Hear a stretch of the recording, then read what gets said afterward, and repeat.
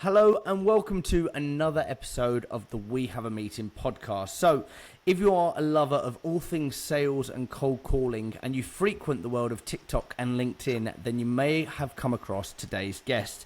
So in today's episode, they're going to be talking us through the hell of cold calling and take us to the heavens with their sales skills. Founder of the Ultimate Sales Training Academy, it's the sales trainer, David Angel. David, how are you?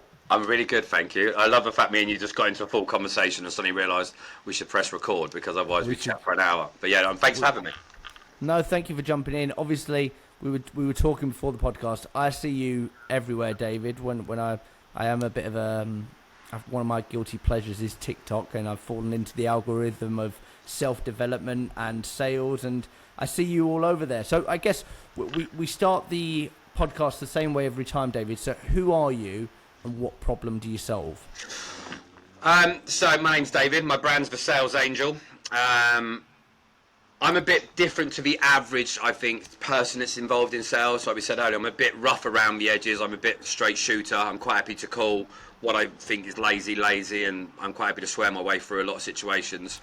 But I think that we live in a world now where there's room for all different areas. And the main problem I solve is I think that in a lot of instances now, people are shying away from the basics of having straight conversations, asking the awkward questions, doing the hard graft. And so now we work from coaches, consultants and experts. We build out their systems, their processes, frameworks, train them up. And then we work with sales teams as well. Easiest way, I compare it to like a race team. You can train up the best driver in the world, but if the car's a bag of crap, it's no good. So we work with them on the chassis, the engine, the fuel, all of that, and we train the driver to be matching the capabilities of the vehicle itself rather than just working with the vehicle or just working with the driver. And yeah, we do that in 9 countries. I love it. And then you said lazy. So salespeople have a reputation. Nobody, you might tell me different, David, but I'm imagining that when you were 6, 7 years old and they said, what do you want to be when you're older? You didn't put your hand up and say, I want to work in sales. So why are salespeople so lazy?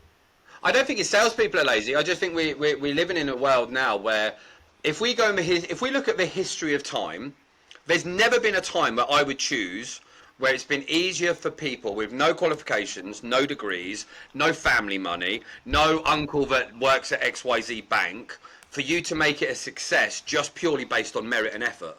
Like you can literally, TikTok's a good example, post a sales video, go online, put it up in a bad mood, which is what happened, and it get 1 million views. And suddenly that spirals on. And I think we've never been a time out where we're just one step away from it being amazing. And so I don't think it's necessarily when we say it's lazy, but I think people don't live to their potential. And people are stuck in mediocrity. And there's so many labels now where whatever you want to feel, whatever justification we want to have, there's a barrier. And some people have got real barriers.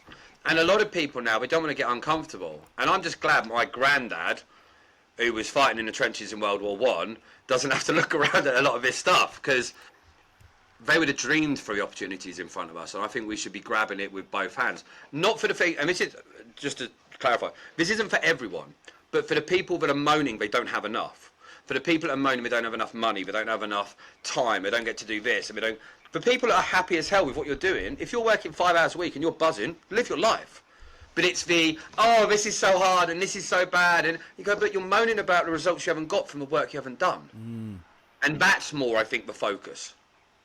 What you're obviously, you strike me as somebody that is quite passionate about this. Where does that passion come from? Years ago, when I had a breakdown, lost everything, I got a second chance at life. Like, we won't dull it down too much. We won't go into it too much. But I couldn't see 2 weeks ahead, let alone 2 years ahead.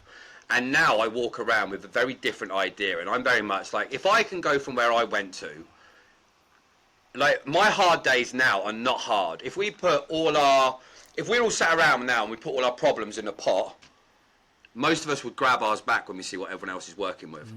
And I have a very high level of gratitude for what's going on. I enjoy a sunrise far more than I ever had before. And although I'm tired and drained, I've got 2 kids, and I believe that a lot of the lessons I've learned in my life is so that they don't have to learn those same lessons. So my kids look at me and they'll ask me very blatant questions. And I imagine my kids being in the room with me, and I think, what my kids want me to see. And so it's not necessarily always a passion, but it's a discipline of go one more call, one more time, one more step, one more bit of effort. If you're having a bad day, often, if you can do the effort, it ends up being a good day. But if I stay in a dark room crying and watching Coronation Street, it's unlikely to get better. I like it. Passion. Yeah, Yeah, you know what I yeah. mean? It's more appreciation. Over the discipline. So it sounds like there probably was a time where you weren't as disciplined when it comes to life and sales. In any area, I was undisciplined. When I grew up, I was told at school I'd be a bin man. That's the best I will achieve. And that's for careers advisor. Brilliant, great school. And so when I started getting okay, making 60 grand a year, 80 grand, although I had the big I am, I never actually believed it was going to happen. So when it did happen, I didn't know what to do with it. So I just blew it and went down the darker routes in life. And we're great. All of us are great at selling ourselves on ideas, right? People say they hate sales. But I'd sell myself on why being 18 and a half stone was actually fine because you're making all right money. It didn't matter if you went out every night. It didn't matter if you let go of your values. It didn't matter that you didn't have your standards. And I sold myself on those ideas. And it wasn't until it all went to a crashing downfall that I was like, oh, this is a real problem. And I think sometimes and it's terrible, but for me it was, I had to lose everything to get perspective. And I never had mentors. I never had guidance. I never had people ahead of me that were doing great, but to point you in that right direction. And I think a lot of guys, I don't know about women because I'm not one, but a lot of guys especially don't come out of school with, here's my plan. They finish school, they get a job, then they get promoted, then they have a kid, then they have a mortgage, and suddenly they're 35. And it wasn't a life by design that we had.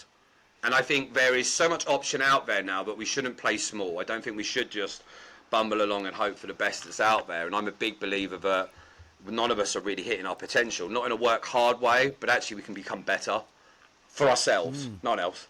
Screw everyone else. Like, just actually become better for ourselves. And I'm very into that now. So yeah, I love it, and it's quite interesting because it's quite fitting for sales, the kind of the emotional roller coaster ride that you had when it comes to like pain and change. Obviously we know from selling that there has to be a level of pain. Like, people buy for excitement, but even like excitement, I was reading something the other day that said, like, and I've been waiting to use this, but I feel like I can use this example with you, David, because I don't think it's too crude. But like, people say like horniness, right? Okay, we're taking it there. People would say that that's a level of excitement, but also what I was reading was that's probably like an escape from some kind of discomfort and pain. So like, even the people buy because they're excited. Do you buy the Bugatti or the Ferrari because it's going to make you feel good? But what is it that you're trying to mask or hide? Like, what deep down is that pain? So talk to me about pain and why we need some level of emotional pain when it comes to selling. I think that, again, I can't talk for women or anyone who's non-Brian or whatever it is. For me, as a guy, I believe that guys thrive when they have a purpose. Like, for me, talking about problems is good, and it's good to vent on ideas. But if I don't have a direction and a purpose, I feel down, I get depressed. Like, if I won the lottery, as much as it would be great to win 500 million quid, I'd have to go and set up a different business or do something. Because actually, me sitting on a beach in the Maldives wouldn't make me become my potential. Like, I think there's like a Neanderthal type way about it. And I think sales is one of those things where at the end of the month, you can look at the board and you can see how well you did. It's a scoreboard. And actually, if you're not at the top of the board, something didn't happen in your way. Now, you might have had a bad bit of luck, but if we look at the last 3 months of scoreboards, if you're a striker and you haven't scored any goals, probably not doing the right technique. Or you're playing in a terrible team. Or your team, like, there's some things that are going on. And sales is something now where you can, in a short period of time, become competent.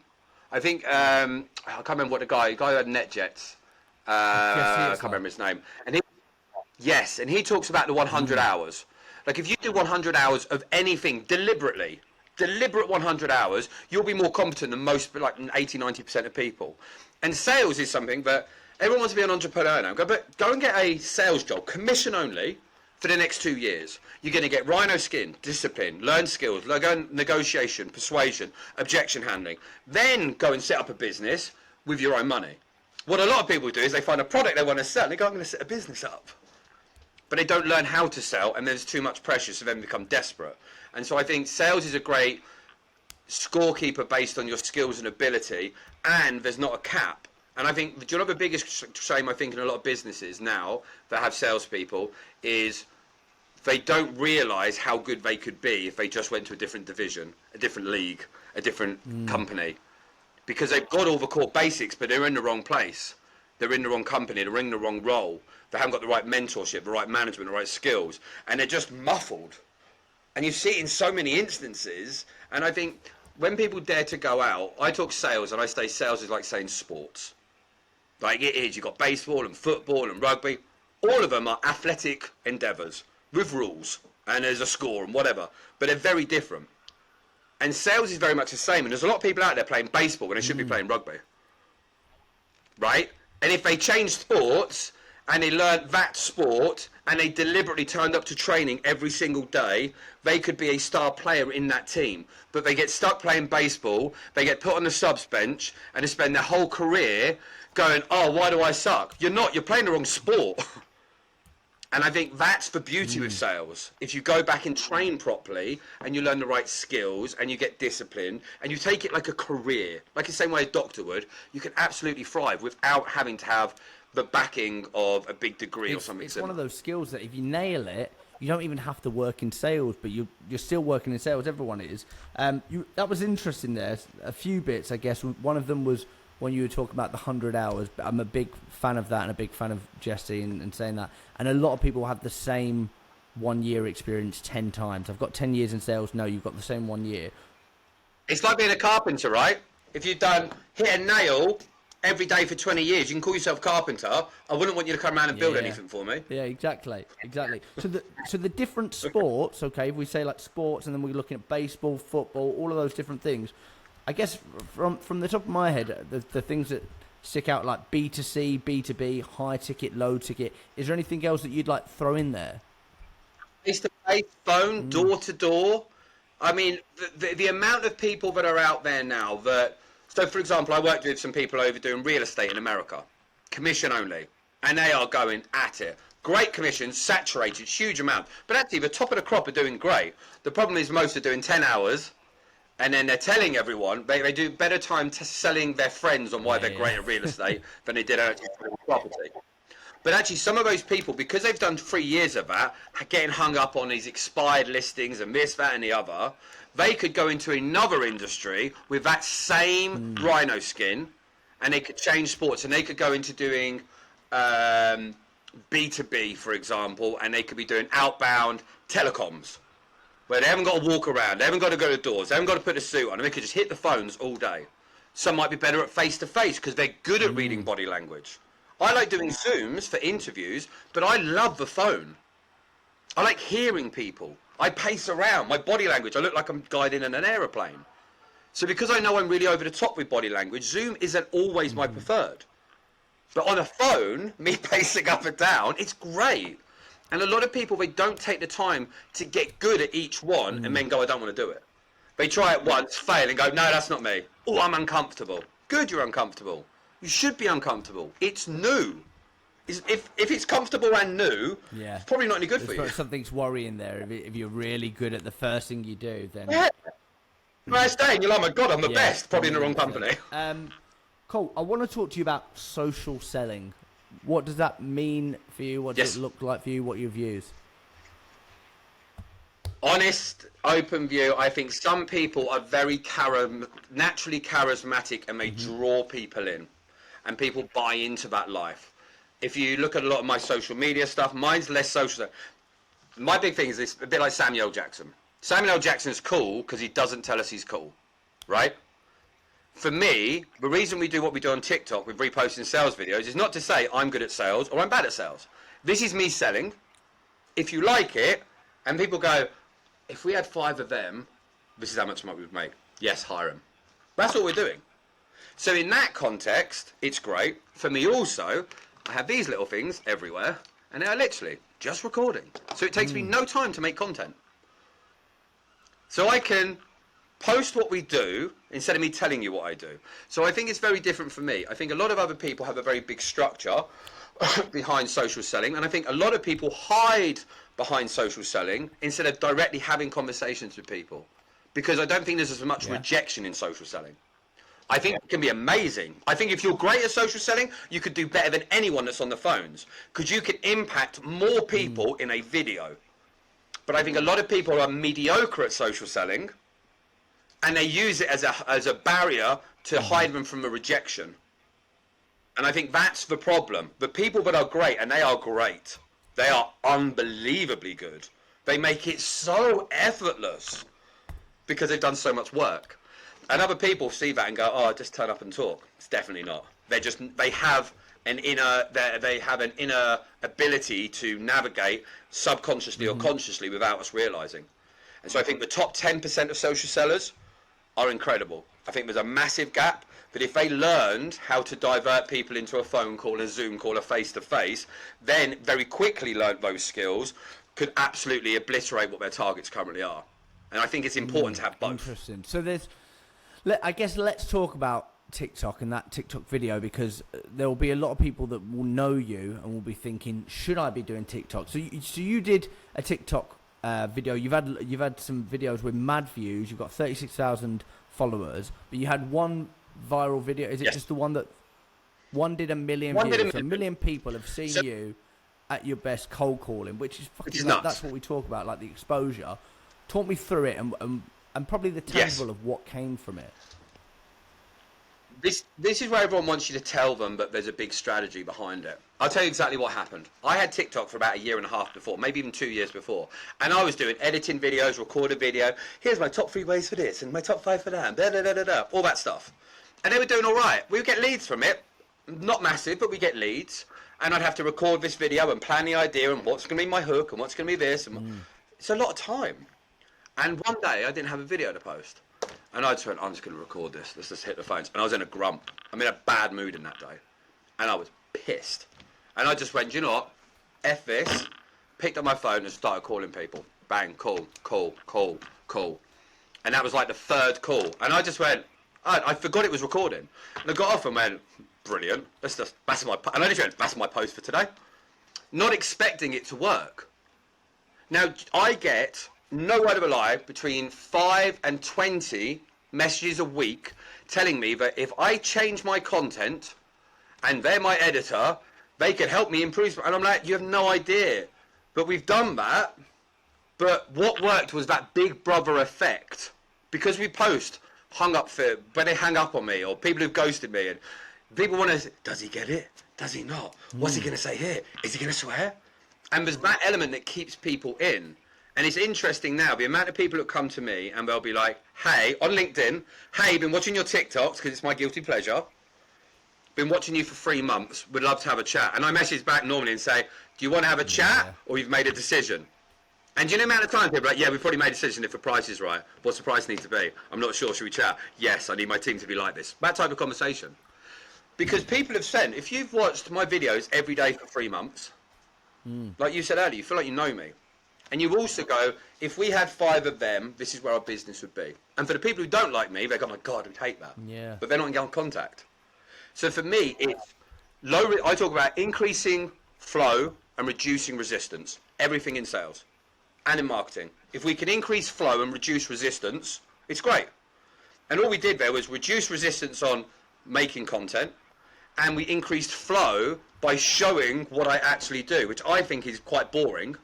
But for the people who have that as a problem, it's great. Think of it like a dentist. If you've got to go and get a load of dental work done, and you saw a guy every day posting dental work, shows he's busy, shows the type of before and afters, shows the way he treats his patients, shows how clean the stuff is, all of those are the elements which are increasing your resistance and reducing flow, just by doing his job. And I think more people now could do that without a massive amount of effort, And I think there's agree, almost no and it goes excuse back now. to that mediocrity of is there enough hours in the day more than that? But so with the TikTok thing, so I think this is interesting because when you're cold calling, David, you've been through it. You're probably very thick skinned now, and rejection it doesn't kind of hit you as hard as it probably did when you were younger. I'm certain, because I've probably seen some of the comments as well. With 1 million people watching it and 1 million people we know probably don't work in sales, there's a different kind of rejection and a different kind of trolling. What's that feeling? What does that feel like? So there'll be someone who can prove me something different with this. I do not ever find my clients in my comment section. So if you're in my comment section, I never think that you're a prospect. My clients come from the DMs, or they've just booked a call, and when I get on, they'll say, oh yeah, I saw you on TikTok. Or they DM me. So if you're in my comment section, I appreciate the support, and I don't really like the negativity, because it is, if you're having a bad day, hard. But I never think I'm losing a client. Because my clients haven't got the interest to comment their opinion. My clients are looking for a solution, not to share an opinion. They don't care. They don't care if Dave likes my comment. Oh, that was really good, man. We should talk. No, they DM me. Hey, just been watching your videos. Show it to my manager, or show it to this guy. We had someone from Deliveroo the other day messaging us. Right? So my clients come from don't come from a comment section. So I try to reduce it. But saying that, you cannot put yourself out on social media and expect it to be roses. I get some horrific people. Like some people every day. Same thing. Every day. I hate this. I hate this. I don't like your attitude. And I try to be nice about it, because I've gone through bad mental health and I've had issues and problems. And I talk at a mindset event, and I'm a big believer that people are in pain when they're doing it. But in the same way as someone road rages you, sometimes you go, oh, he's having a bad day. Another day you want to road rage back. But I think that's life. There was a really interesting post someone did something the other day, and they said, you know when you're driving behind a car and they're driving like an idiot, and you'd shout in a car, oi idiot, hello, what you doing? But they can't hear you. On social media, that's what the comment section's like. It's people sharing their thoughts in the car behind when they're going past. And so you've got to try and let it go. But it doesn't always work. It doesn't always help. And if someone sees this now and wants to troll me, they'll be like, this is great, fine, I'm on a bad day, I know I'm getting in his head. But that's normal. And I think we have to normalise the fact that if you want to get on the pitch, you've got to expect the crowd to cheer, and you've got to expect the crowd to boo. And there's no point in planning what you're going to do in the celebrations. You've got to plan what you're going to do when they boo. Because everyone can handle celebration. That's easy. But what do you do on the bad day?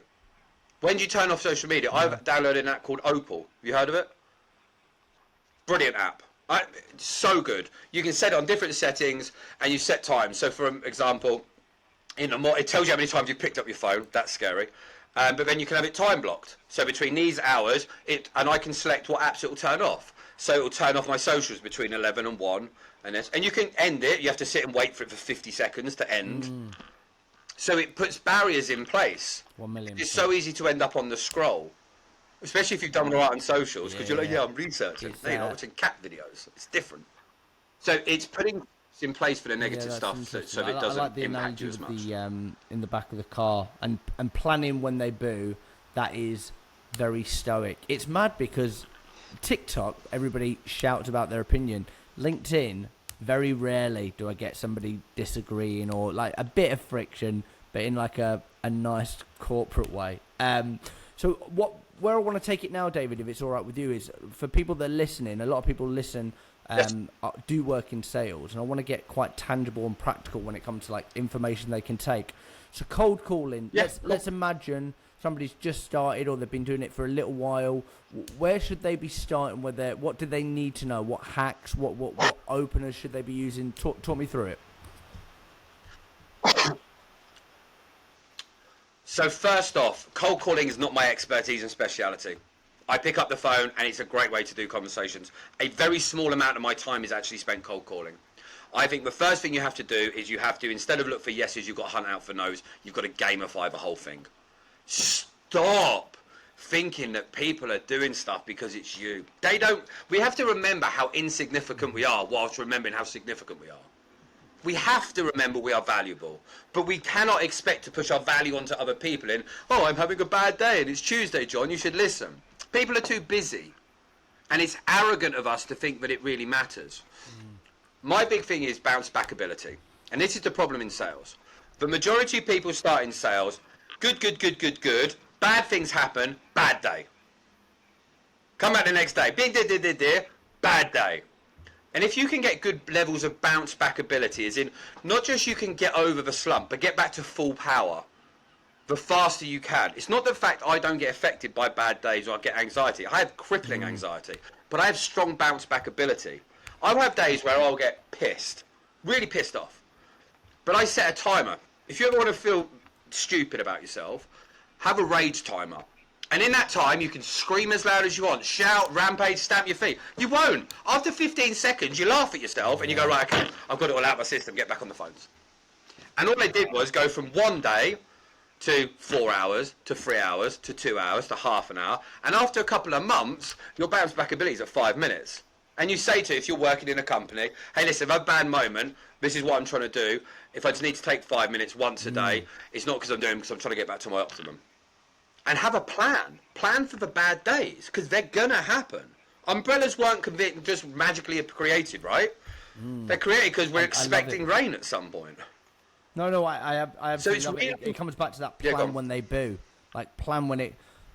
When I've been doing sales training recently, I've been Yeah. talking, I've coined this phrase, which is exactly what you've said. It's like, if there was an accident, you go and grab a first aid kit, okay? If shit hits the fan, what's in your first aid kit? Is it a timer where you get mad?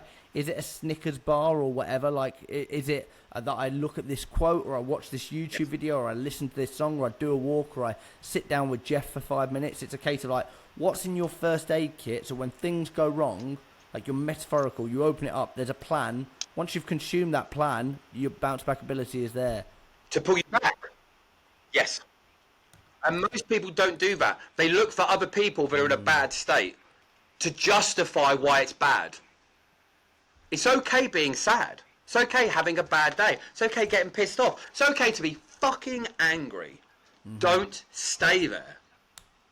Right? Jimmy Carr said something recently, and he's like, if you have off, it was along the lines of, if you have off days all the time, you're not having an off day, you're an arsehole. And it's true.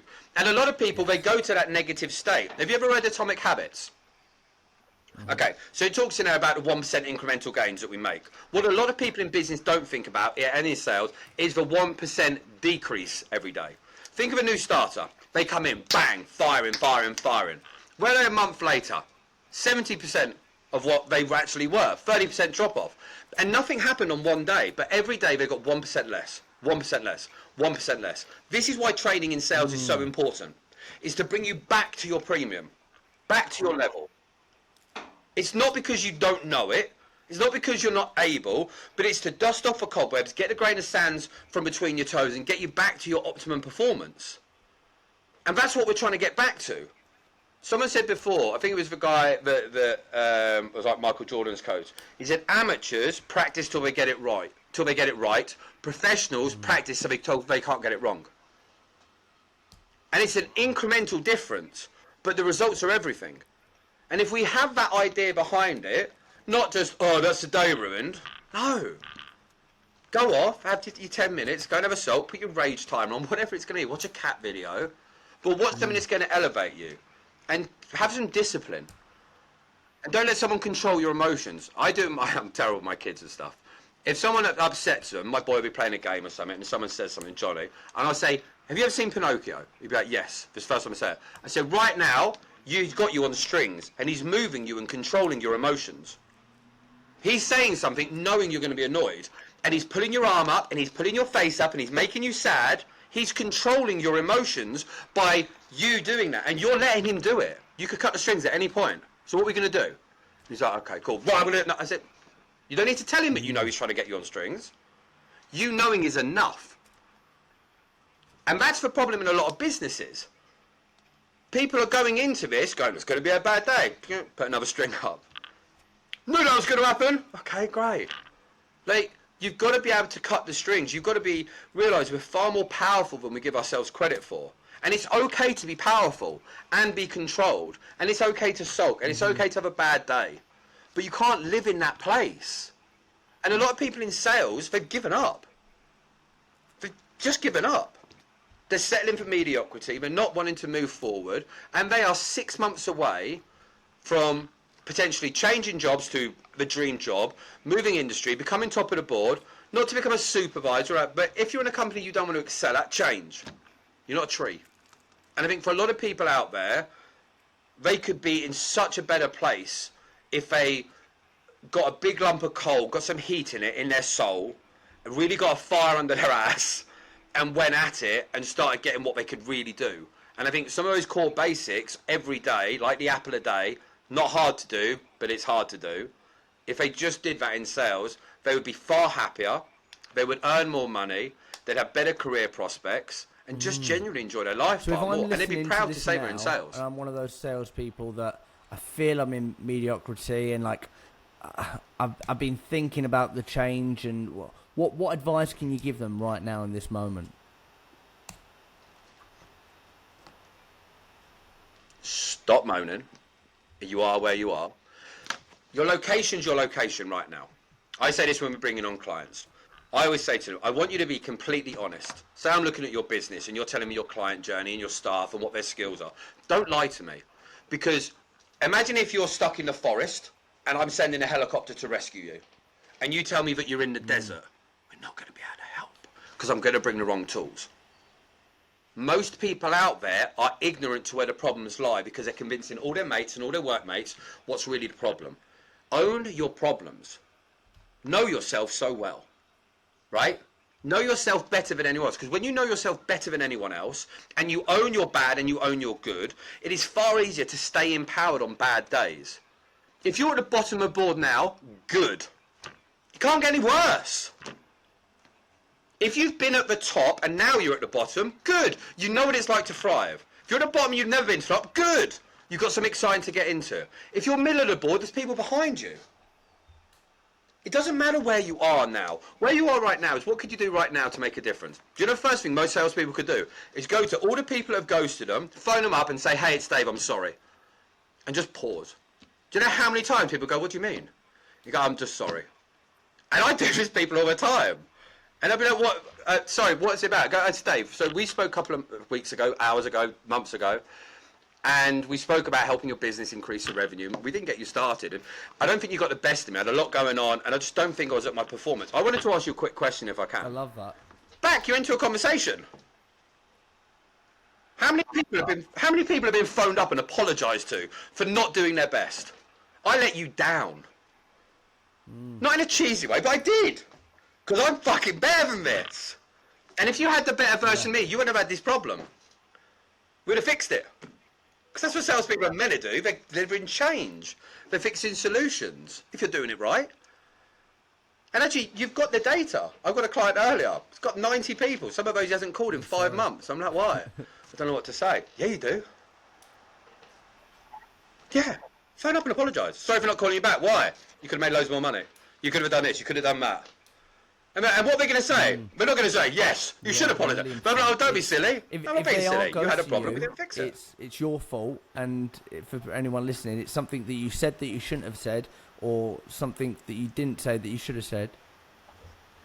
And if it's not your fault, right, it's your responsibility. That's what happens in life. Some shit isn't always our fault. Maybe it's not. But it's our responsibility to move forward. And you can own that. Everything that we've got right now in our lives, good and bad, there's something that you can change in your mind to control it so that you get that lump of coal in your soul. So that you own that moment. So you own what's going on. So that when you own it, it's easier for you to take a step forward. When you think that you're at the stage that someone else did this to me, it's like they've got chains on us and they're restricting us and they're owning us. When we own the situation of where we are, we're taking the control back. Now, we might be in a shit show. We might be in the worst place we've ever been. But do you know what? You are better to be 100% yourself. Know where you are. Know your location. Know where your feet stand. so that anything else comes toward you, go, no, that's not right. I know me. No, I suck at cold calling. Right? I'm no good at this. No, I don't work hard enough. No, actually, I work really hard, but I pretend that the phone rings, and as soon as they answer, I hang up. There's a lot of that stick goes on, right? Own your shit. It's not that you tried your best. Most people, like the old adage, most people out there moaning about the results they haven't got from the work they haven't done. My boy done it with football all the time. He'd be like, oh, I sucked today. No, you didn't. You didn't try your hardest.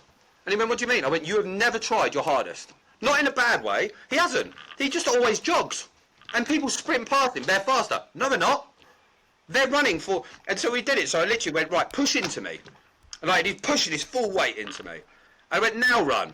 And he went, Yeah. I'm faster. Yeah, I know. Because now you're pushing with all your power.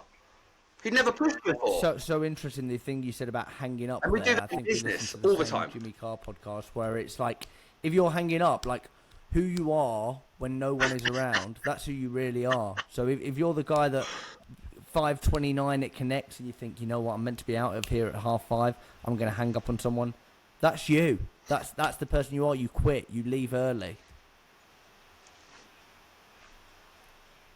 People do it to keep numbers up. Oh no, I'm going to do X amount of dials a day, and I'm 20% below. I'm just going to get a load done. Why don't you just get so many results that you make it undeniable? This is the thing I've got.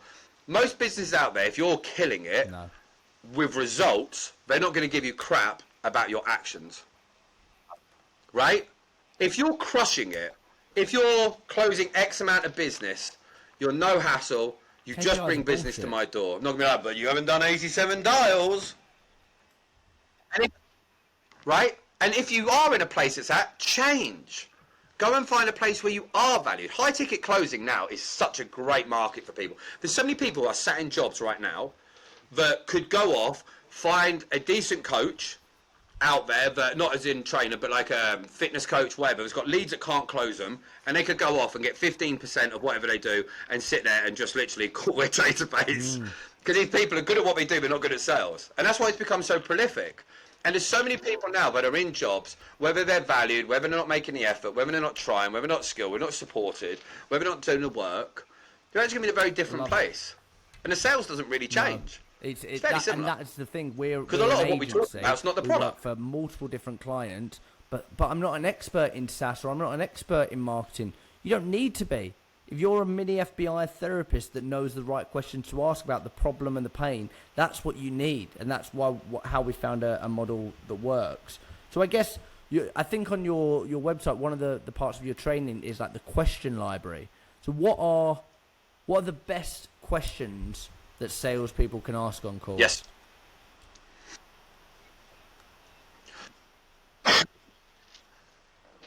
A lot of people ask questions because they want the answer. It's so dumb. I say this and you say that. It's like you've got a funny one-liner you want to use. No one gives a shit. No one fucking cares. What we actually do, sales is change. Jeremy Miner talks about this all the time. Sales is change. People don't like change. So you asking bullshit questions, they've been asked it 100 times, they're used to giving bullshit answers. It's like doing a really shit dance with two people that don't want to dance together.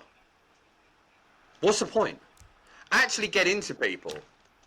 I would say to people now, I will ask it and I'll just ask why at the end. I say, listen, say someone's booked in a call, and I'll say to them, listen, you booked in a call, looks like maybe you're looking to try and change things up and get a bit more revenue. Why now? Why not just keep doing what you're doing? Well, it's good to do change. Why is it? It's really not.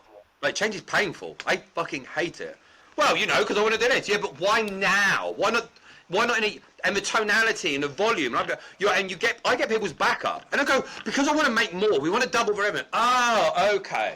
And do you think who'd have to go out of your team for that to happen? Yeah. Well, none of them, because they're all great. Well, not all great, because you wouldn't be on a call with me, right? So you can go down that avenue. And we're getting them to emotionally change their state. And some people hate it, some people love it. But if you're smart with it, you can move things around. But if I'm talking now, and what most people do is they just list off questions like they're in a questionnaire. When people see me on phone calls, if I'm thinking, I'm looking up and I'm thinking. So my tonality, the delivery, it's not fake, it's actually me doing the thing. If I'm like, there's two versions, right? So if I go, So tell me about why you're on the call today.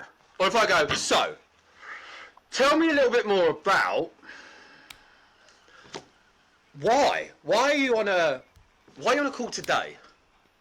It's the same thing. But it's not always for question, it's for delivery and the tonality and then what you're going to do next and then going 3 levels deeper. Here's our demo.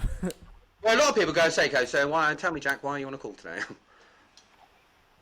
Yeah. Okay, cool. You give me the answer. Give me permission. I've got permission. Now I've got my basic qualifications. That means I can do the next section and do a demonstration. And then, no. And I go, Jack, I don't even know why you're on a call. Looks like your business is great. Or is it all an absolute shit show? No, it's not a shit show. Oh, cool. Well, that's a good starting point. Want to make sure you weren't running out of money. No, we've got loads of money. Cool. So it won't be a problem for you to spend some money with us today. There's 100 ways we can have a conversation. But a lot of people are asking, ask this, get that. Ask this, get that. Ask it. No. We want to move them emotionally before we can move them to actually take action. A one last question and that I think gets them emotional.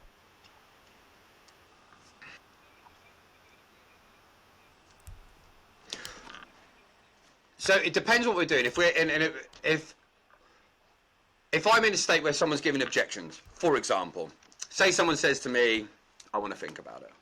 This is just generic, not specific to a problem. And I'll say, of course you want to think about it. Because that's our old behaviours. Now, can I ask you a question? Were you calling us to just repeat what you've been doing, or did you want us to bring change? And they'll normally say, well, no, we want to get change. Okay, now, every time we make change, it's going to be uncomfortable. You know that. So how much are you prepared to get uncomfortable for me to make you another 200 grand this month, next month, 10 years, whatever it's going to be? And they go, I don't know. I say, that's exactly why you're sat on the fence. Would it help if I tell you about what we've done to some other people who now don't feel uncomfortable, they've got more money, and actually they really like us? Would that help you? And now we're into a conversation. But a lot of the time people aren't prepared to ask uncomfortable questions. They go, I want to think about it. And they go, yeah, well, actually, I understand exactly how you feel. Many of my successful clients have found exactly the same thing. And go, of course you do. Like sales, and I say all the time, sales is change. Sales is change. Right? If sales is change, you're looking for change. I always talk about the castle walls. Right? Say, when we say about wanting to do something new, it's like saying you want to go out the castle walls.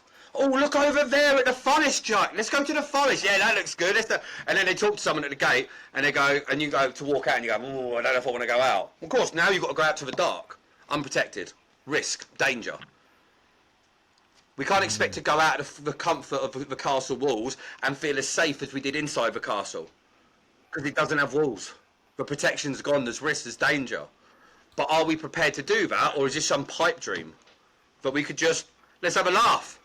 Let's just have a joke about stuff and just carry on with this. Actually, let me ask you this. If we're in the same place in 6 months, does that matter? And most people will say, well, no, we definitely don't want to be there. Okay, 5 months, 30 days. Would that matter? Well, yeah, it would. 5 months, 29 days. Would that matter? Yeah, it would. I can do this all day. At what point does it not matter? Because it still matters, right? There's 100 ways we can have these conversations, and using analogies and going 3 levels deeper and using your tonality and having the brass balls, if you will, to actually have straight up conversations, because a lot of people aren't used to having them. And I think for the occasional time that it might annoy someone or frustrate them, it far benefits you. I say to people all the time, listen, can I just ask you a question? If you want to, you can hang up right now, and I promise I will not phone you back and try and handle it. Or are we actually talking here? Just stay quiet. And a couple of times people hang up. Good. Now you've just saved me all that work and following up and re-engagement. But you know there are people, they just stay there. And I just stay silent. I like it. I like and it. And they'll go, hello. I think you're still probably here. the biggest okay. So takeaway, and I'm a big believer in it, an advocate for it, is those uncomfortable questions. Like, get comfortable being uncomfortable. Like a lot of what you spoke today is very stoic. I'm sure if we looked at both of our bookshelves side by side, David, I feel like they'd be very similar. Brilliant. If anybody wants to work with you, they've seen you around or they've listened to this and they think you're fucking brilliant, where do they find you? How do they do that?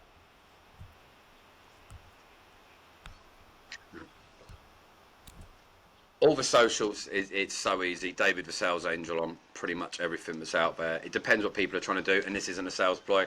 We're very fortunate at the moment. We don't work with everyone because Otherwise, it becomes a headache. We let people float. People used to get me on the phone every day for 12 weeks, so I have to be very protective of my time. Or people can just go to Tusta, which is Tusta, the Ultimate Sales Training Academy, .co.uk, and they can just enroll in the academy. They can spend 150 quid, and they can get access to everything that we do. And I think this is the whole thing. You can do it yourself, or you can learn. And you don't have to learn from me. But anyone who's listened to this, what I would say is this: if you've sat through this whole podcast and listened to me go on, you are curious about change. It doesn't have to be me. Find someone. Right? If you listen to a Lonely Hearts column, go on a date. It's that fucking simple. And actually, whether it's Benjamin Daney, I use his cold call all the time. Amazing. Jeremy Lee Minor, amazing. Sabri Subri, amazing. There are so many great people out there that people are spoilt for choice. I said to people all the time, I've got another competitor. Great, who did you go with? Not because I want to sell them, I want to know who you used. Brilliant, all the best for that. But honestly, great. You've took action. That's all I really care about. Don't stay where you are now. If I meet you in a year and you go, do you know what? I heard your thing and I went and joined XYZ's program.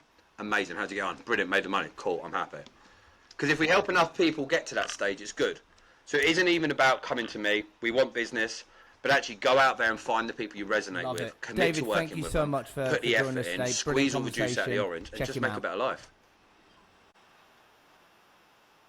Thanks, David. Thank you.